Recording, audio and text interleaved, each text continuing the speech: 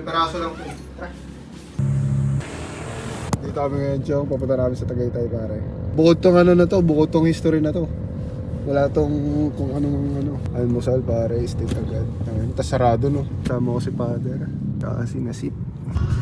Dala natin ang if you know you know item. If you know you know. Ano, kita mo ba yan? Yan, buong yan. Ah, okay. Ang sakit na lang katawan yan. Lapit na tayo, pare, sa ating spot. Patinin. Vulcan. Nandito na tayo, Chong. Ito na ambience, oh. Di tayo huwag ganyan, uy. Ako tayo. Masarap. Yes. Tayo, Chong. Lagi lang, ang ayong aesthetic na bugungan. Minsan lang makita, ako ay parang missing. Gumagawa ng pera bago pa ako gumising. Umaandar ang metro kahit pikit mata. Sawa ka na sa hirap, pare ramdam kita. Bugukong aesthetic, pare. Isang kanin, ha? Huwag maiiyak. Busog ka na? Orange, kanin, huwag ka maiiyak.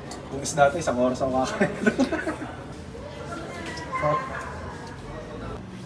Walang good day sa inyo, mga Chong. Haslin. Apat na linyo.